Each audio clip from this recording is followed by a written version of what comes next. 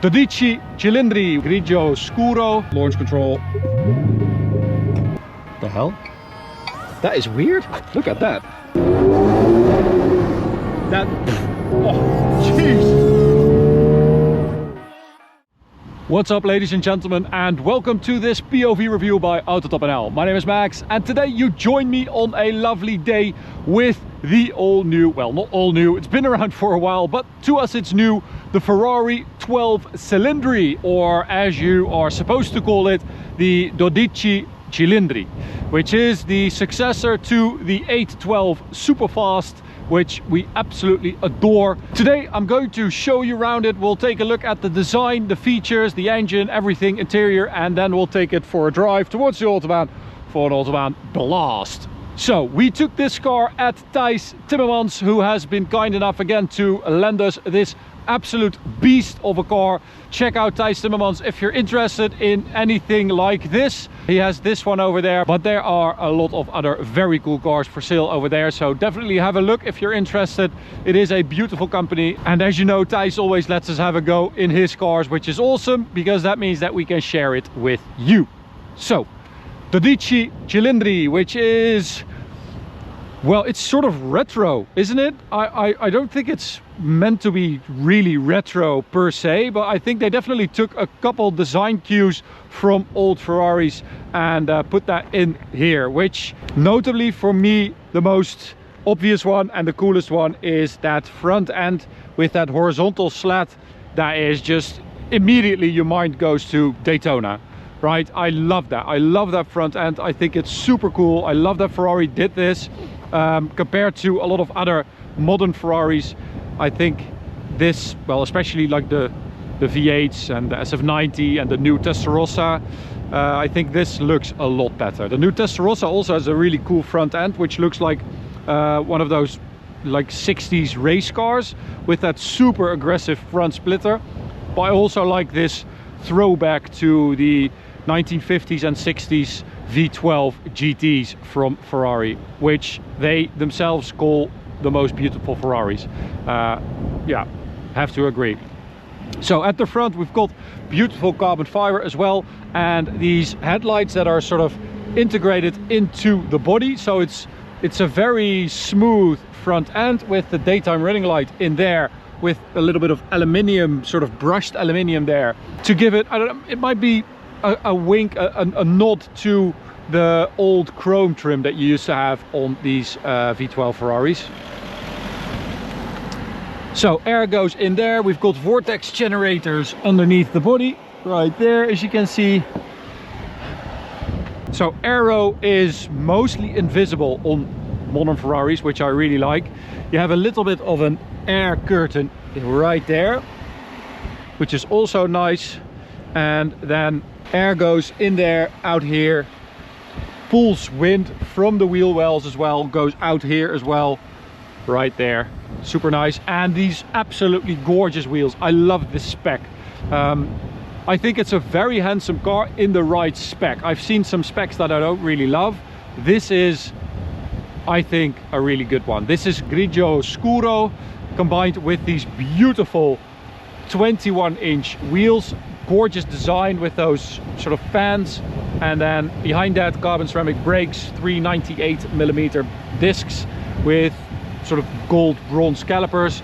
We've got 275 Michelin Pilot Sport S5 tires at the front, and then moving down the side we've got beautiful chrome trim there, or aluminium, a little bit of carbon fiber down there. We've got a black roof, which is only available in black. This, you cannot have that in body color. And then at the rear, body color, it also has a sunroof, which is nice. And then at the rear we've got massive 315s, 21 inch as well, and you can see more underbody aero going on right there. And you can also have a look at the exhaust. The hell? That is weird. Look at that. The right one comes out here, but the left one has sort of a small pipe that exits on the top slat and the bottom slat is closed. I'm curious why that is. It does fire like big bangs on shifts sometimes, so maybe that has something to do with it. Big carbon fiber diffuser as well, with sort of a double diffuser right there. And then you've got a proper boot, electrically operated, 270 liters, very nice. And then you have a little bit more storage behind the seats as well. It's sort of meant to be more of a GT car because you have the SF90 and the Testarossa is coming, so it doesn't have to be as aggressive as the A12 Superfast, which was sort of a GT with a hypercar, supercar character. This feels more like a proper GT. Also the shape with that almost bread fan like rear haunch, look at that, with those beautiful hips, and then the rear end with a little spoiler here, and these flaps open and close depending on your aero needs, and then they always go down when you go high speed for the most efficient aero. It's more futuristic at the rear compared to the front, which is more classic looking with those lights and the brake light, I'm guessing, LED bar in the middle there. There's a lot going on the rear, but I think it's grown on me. It really has. When I saw the pictures first time, I thought, wow, that's absolutely awesome. And then I saw it in the flesh for the first time and I wasn't sure. But now that I've seen it a couple of times, I really love it. And look at that. Almost like a clamshell bonnet opening up, exposing the front wheels. Super cool. And exposing the V12, which is the 6.5 liter V12 naturally aspirated. I mean, who would have thought when they introduced the A12 Competizione with that 830 horsepower V12? I know I thought that, you know, this is the last purely naturally aspirated V12 they're going to do. The next one is surely going to have some sort of assistance, you know, being hybrid or turbo or whatever, but I was sure that they were going to do something with it, and they didn't. So we still have 830 horsepower, 680 newton meters of torque. It's basically the A12 Competizione engine. So you have altered internals to improve lightness because it needs to do 9,500 RPM, 6.5 liters, you know, it's big displacement. And so you've got titanium con rods. It also has a diamond-like carbon coating. It's got a super light crankshaft. Everything has been optimized in this engine. It's been like perfected over the years, and it is glorious, absolutely fantastic. This bonnet opening like this really is a bonus though. I love that. So let's close it up. I think you have to do it one side at a time. So it sits on a new chassis, aluminium chassis, compared to the A12. It is 1560 kilos, wheelbase 20 millimeters shorter than the A12 as well, but the body is longer and it's also wider. It's about as high as an A12, but it does mean that you sit even more on top of the rear axle, which is really cool. It also has magneto rheological dampers, rear wheel steering, the virtual short wheelbase, I think it's called 3.0, which they introduced on the F12 TDF and the A12 Competizione. Everything is here to manage that power and the size, because it is a big car. It has a massive bonnet. When you sit in it, when you drive it, that thing extends in front of you and you feel like you just, like I said, you're on top of the rear axle. So it's a really good driving experience. I love it. Interior wise, I think they also definitely improved on the interior. So check out the door design, for instance, with a beautiful flowing carbon fiber. Speakers here of the Burmester audio. We've got a beautiful center console here, controls for the 8-speed dual clutch gearbox, beautiful design again, and of course the new key that slots in here, which, yeah, is just gorgeous. Little 12 Cilindri logo there. More carbon fiber. You've got a wireless charging pad over there, new screen in the center, which basically operates your infotainment and your climate, but there's no sat nav, so you just have to use your phone. You can connect CarPlay and Android Auto, and yeah, you can use your sat nav like that. I don't think there's anything in here. It's like climate. Seats, these are okay seats. Ferrari's never been the best at making very supportive seats, and it's the same with this. It's quite a hard seat and the support is not that great, but they have added this adjustment menu, so you can adjust this front bit. You can extend that, for instance. You can adjust the side bolstering, both the lower and the upper part, and lumbar support. So that at least is a bit of an improvement, and it even has massaging seats. So yeah, it's definitely more geared towards comfort. It's a proper GT.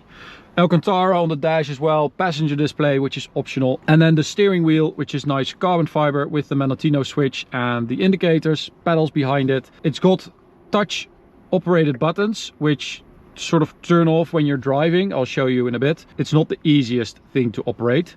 And this is a little sneak peek because we are going to do a review with both cars.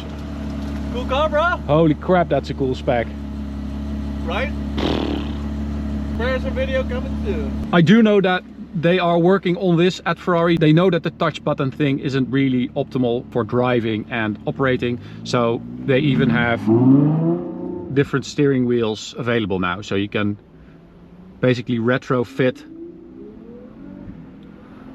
a steering wheel with buttons on a 296, for instance. Okay, so start it up. The V12 has 6-in-1 exhaust manifolds and then an equal length exhaust to improve the sound,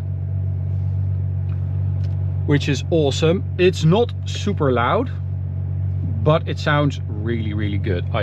Honestly, I wasn't expecting it to sound this good because I read that the sound wasn't as good as the A12, but I think it's just as good, to be fair. So let's have a little drive. Super quick shifts. And then, as I said, you get that bang on the shift sometimes. So listen to this.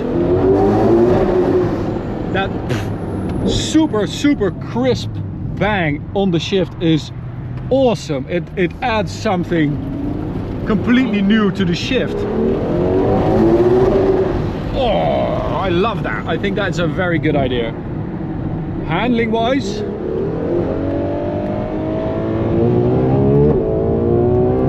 oh jeez, handling wise, it's not as darty as an A12, I would say. So I feel like they've changed. Oh, I have to turn off the very annoying. Come on, click. No, see, it doesn't work that well. Off, off, off. So this is the lane keep assist, which is super annoying. Yeah, so it's a little bit less aggressive on the front and on the steering. See, modern Ferraris usually are so aggressive on the steering. They have a super quick rack, and that means that they just dart from left to right. And I feel like they've nailed it with this one. It's a little bit more forgiving. What's not forgiving? This power. Oh my god. Oh, it is so relentlessly powerful. It's absolutely ridiculous. The way this thing revs is just insane.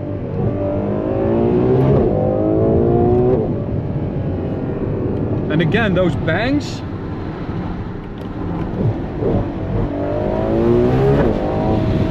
Wow, what a genius idea, because it makes that shift, which is already really quick, feel even more quick and just instant. I love that. Listen to that. Oh, it's kind of ridiculous, this car. It really is. It feels, in some ways, the drivetrain feels even more aggressive than the A12 drivetrain because of that shift, especially, but also because the power is so crazy. Okay, so we're going to get the speedo cam going. And then launch control.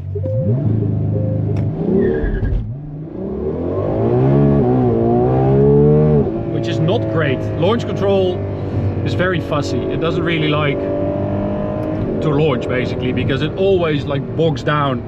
Even when the tires are nice and hot, it just bogs down.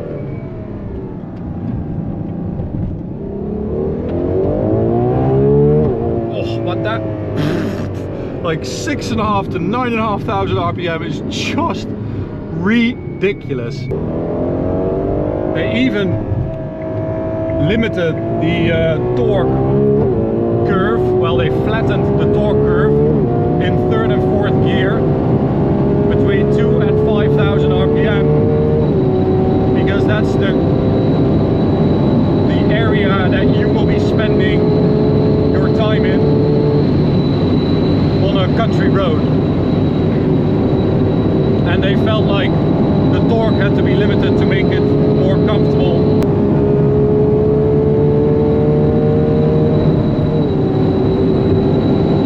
So a little bit of space. We do have a very loud whistle. Don't know what that is exactly, but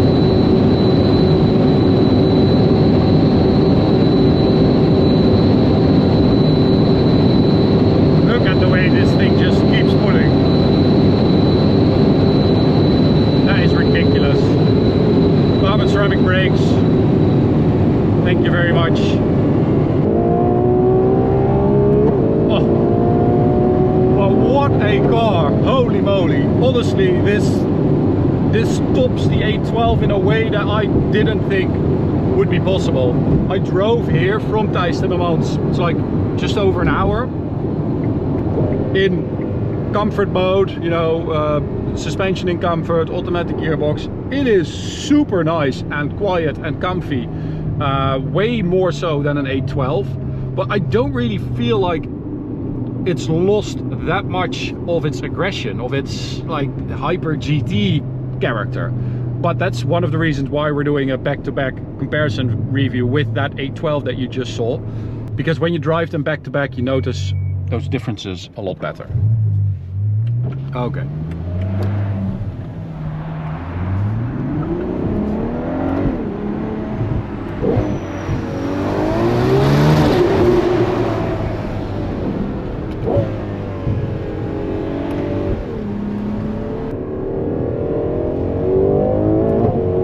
So top speed is 340 kilometers an hour. I think it will do a little bit more than that.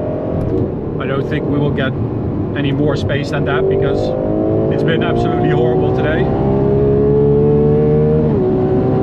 But the V12 Ferrari has always been like the quintessential Ferrari. For me, this is what Ferrari is all about.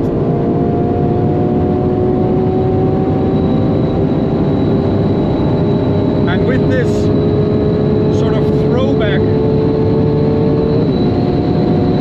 to the Daytona, to the beautiful 50s and 60s GTs by Ferrari, I really get this car. And I think, even though it's very expensive, I think it starts in the Netherlands at least, it starts at like $500,000. And I've seen cars for sale that are 750, 775. It's crazy. But it's an amazing car, it really is. It does feel next level compared to the 812, especially the interior, the drivetrain. I mean, you've got basically the 812 Competizione drivetrain or engine in a body that looks like a Super GT. So it really is a car that does it all. Oh, the shifts are so quick as well, man. 100 to 200 I did 498. Now I have to say that, oh jeez, oh, that rev limiter is just car porn in itself. I did a couple 100 to 200 measurements, not that many, because it was just absolutely horrible traffic-wise. It's not that bad anymore, but it was horrible earlier. So 498, as you can see in our list, it's actually really good because it's faster than the A12 Competizione. So yes, well done Ferrari. So an incredible car. I love the way it looks. I love the drivetrain, and I think they did well to swap out a little bit of that aggression and that super twitchy front end for a little bit more comfort and daily usability, more usable for longer journeys, and more of a super GT. Beautiful interior. I think, yeah, this is the Ferrari on the right track. Absolutely love this car. So let me know what you think in the comments. Hope you enjoyed it. Thank you for watching. Massive thanks to Thijs Timmermans for letting us have a drive in this beautiful 12 Cilindri. Hope you enjoyed it. You can subscribe by clicking the big button in the middle. You can also check out this video, this playlist, and we'll see you at the next one. Bye.